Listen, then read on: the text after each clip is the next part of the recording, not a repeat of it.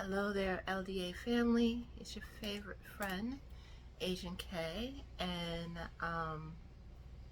today it's been a while since we spoke, but there's reasonings behind everything. Um, so this video is going to be entitled Vulnerability, and I'm feeling kind of vulnerable right now, and I want to just like share what's been going on in my life. Hasn't been like incredibly awesome stuff. I mean, you see my vlogs, you see me traveling and going on cruises and stuff like that. But in between time, I do deal with real stuff, real emotions, real bullshit that I don't like dealing with all the time. And I thought I would share that with you here. Um, those who've been following me on my podcast know that I've been doing this project Triple R, which is rediscover, reclaim, and God, I forgot the last R. Recover. Rediscover, reclaim, recover. And it's probably not in the right, you know, order, but yeah, I've been doing that. And for the last year and some change, I have been struggling with, just getting things that I need medically for myself, which includes possibly having weight loss surgery because my body is hurts all the time. And because of that, I at one point my insurance wasn't covering it, and now, excuse me, I gotta adjust stuff. My insurance wasn't covering it, and then it was just me trying to lose weight on my own medically and hitting plateaus and things like that. So that threw me into a slight, I won't say depression, I'll say setback. Then I was like, well, you know, I want dreams to come true. I want my dreams to come true. I want to do things, and I don't know if it's just not my time at the moment, or if it was just not meant to be.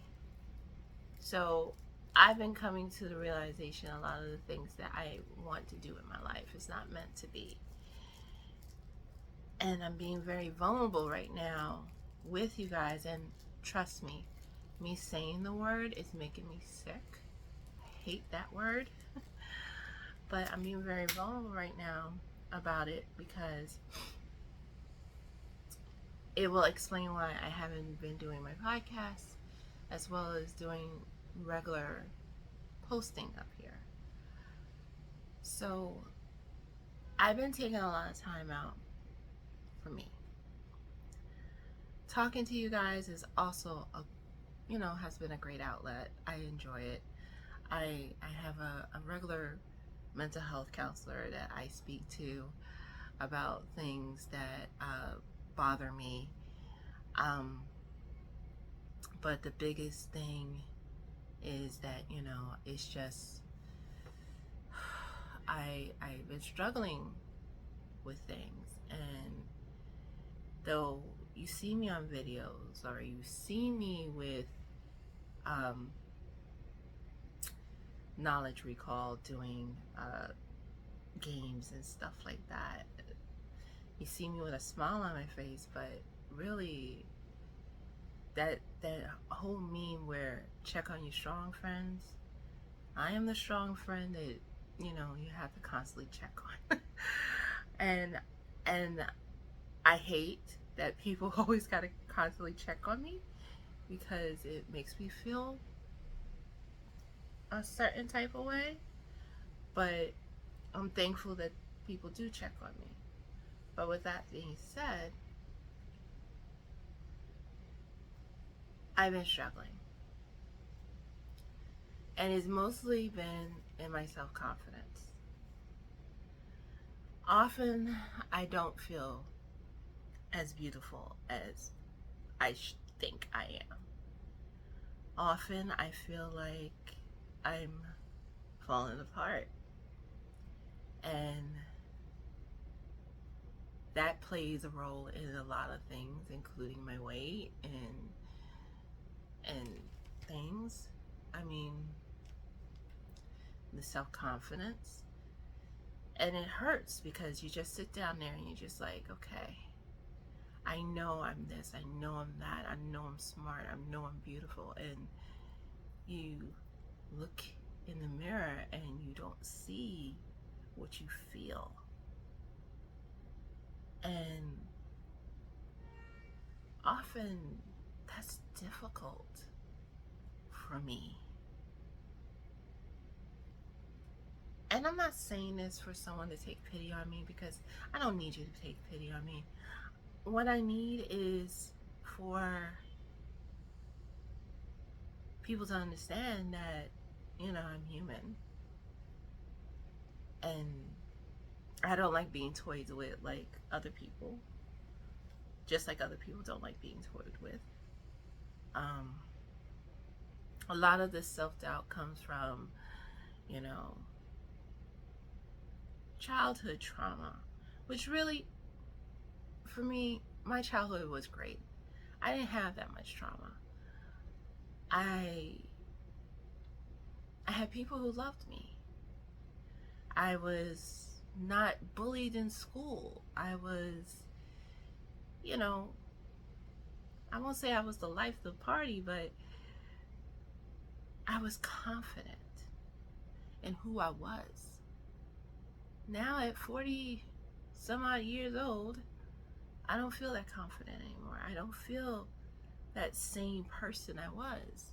And maybe because it's life experience has changed me, or circumstances, but it's not the same. And the vulnerability that I feel constantly scares the living shit out of me, for real. And I I started doing these things as a creative outlet for myself, because I was very creative. I used to write. Um, in fact, I had an old school friend I saw a couple of weeks ago. She said, "Please tell me you wrote that bestseller." And I didn't. Not that it's not too late.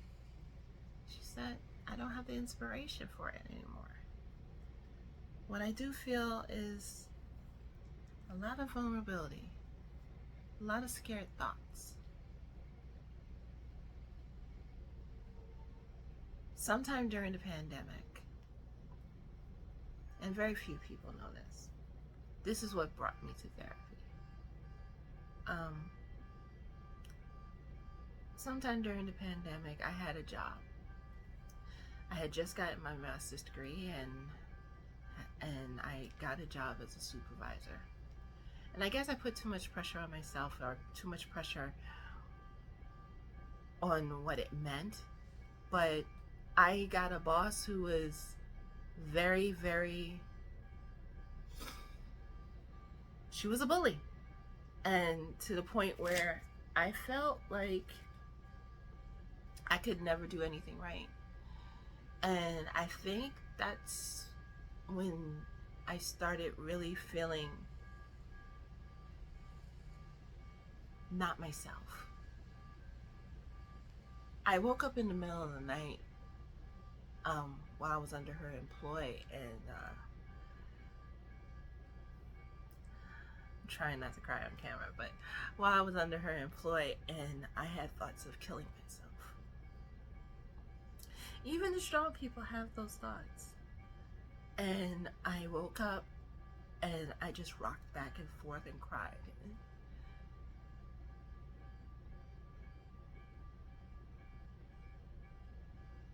And I tried not to think of a plan, not to think of how I could do it where nobody would find me or anything like that. And during this time, all these thoughts ran through my head of that I was not cared for, that I was not loved. And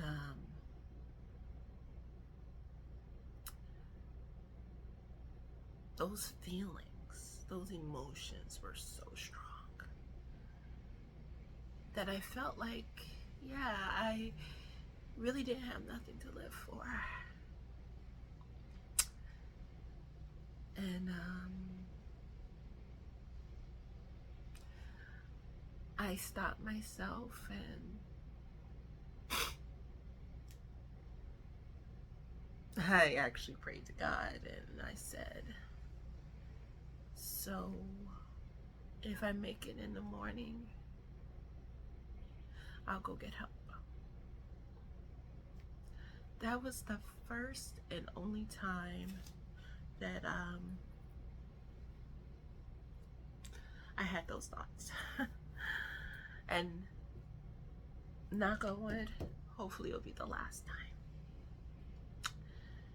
And I got help the next day. Fast forward 2-3 years later, I feel like I'm mentally healthier.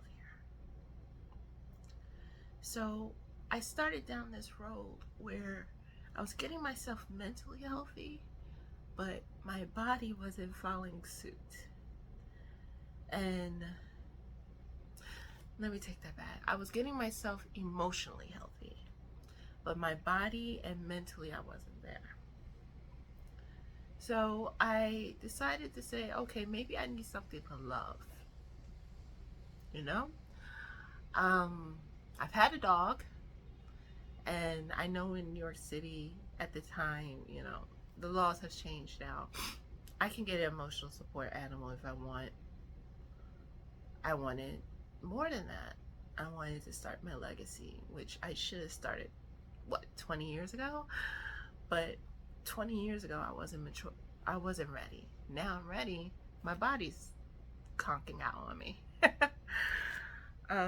And when I mean my body's conking out on me, sometimes it's hard to walk because I be in pain. The hips are not doing like they used to do, and the back is not doing what they used to do. And I know my people in their 40s say, "Oh, that's because we used to dip it low and spread the eagle wide and stuff like that." If you don't know what that is, look up Nelly. But anyway,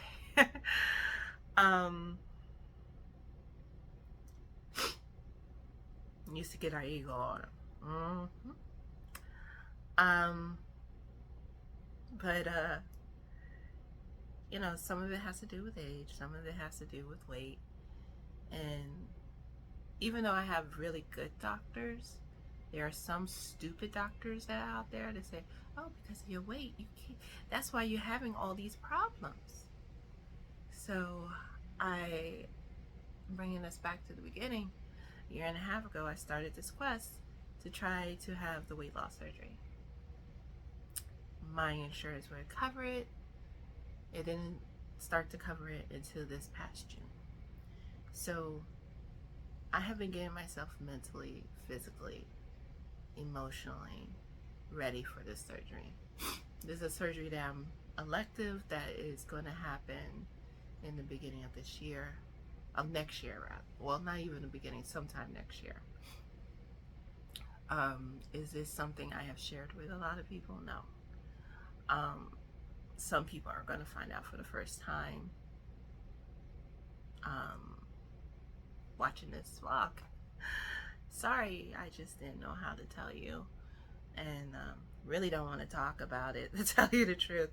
It's just it's a emotional decision I had to make for myself. But with that being said, I decided to get the surgery because now it's getting worse and pain is getting worse, and I'm tired. tired of fighting, tired of trying on my own. I'll lose 20 pounds and gain 40 or 50, and it's just a useless cycle. But I am getting the surgery. I have started the protocol about for a month now. It's a struggle because before I was only eating one meal a day, not because I was starving myself, because I just wasn't hungry. Now I have to increase it to 4 small meals a day at least, and at times it feels like I'm forcing myself to eat.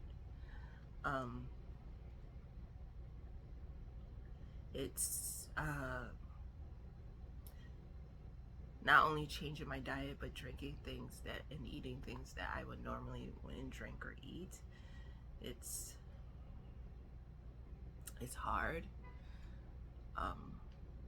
especially when most of the time you don't want that. You want the chopped cheese or the BLT, or you want to eat ice cream. I mean, I will not lie, the protocol that I'm under, I'm working with some fabulous people who are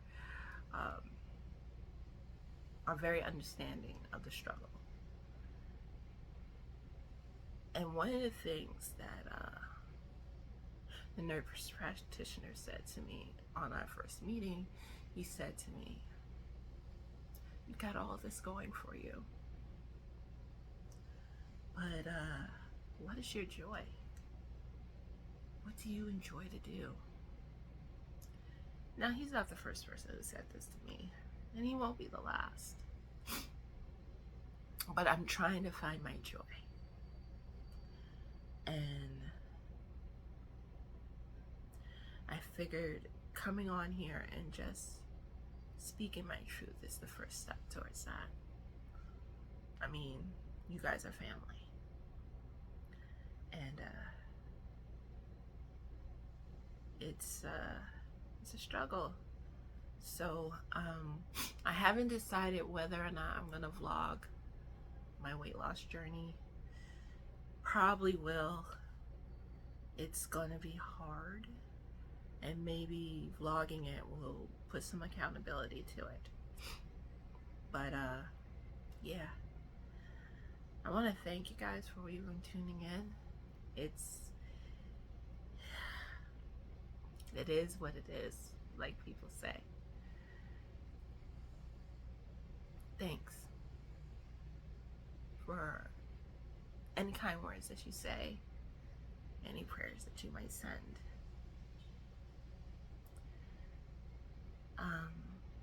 Me being vulnerable like this is hard. I am usually have a good, strong exterior, a good shell. I'm very proud of myself, actually, because I shed a few tears, but I didn't break down crying and go, you know, where you don't understand me. But I want to thank you guys for, you know, just watching and being here. I'm not going to do the spill of like and subscribe, and I'm going to let you make that decision.